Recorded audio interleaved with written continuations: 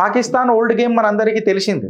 దాని చేయలో ఇప్పుడు ఏం పెద్ద దమ్ లేదు. హమ్ కిసీసే కమ్ నహీ పర్ హమారే హడ్డియో మే దమ్ నహీ అని అనేది పాకిస్తాన్ వర్జన్. ఎకనామికల్గా సర్వనాశనమైంది. మిలిటరీ అసలు మునీర్గాడు బంకర్లలో దాచుకుంటాడు. స్ట్రాటజికల్గా బలోచోళ్ళు వచ్చి అలా బద్దలు వల్ల కొట్టిపోతున్నారు.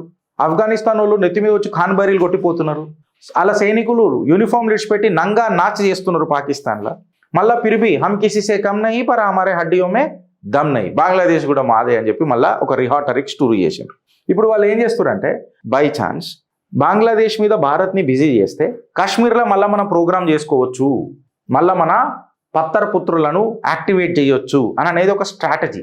అయితే ఇది పాకిస్తాన్కు ఒక సూసైడ్ స్ట్రాటజీ అవుతుంది అని చెప్పి తెలుసు. ఎందుకంటే agar Pakistan by and large కలల కూడా దీన్ని గెలుకుతే పాకిస్తాన్ కాలగర్భంలో కలిసిపోతుంది, కాలాంతకం అయిపోతుంది.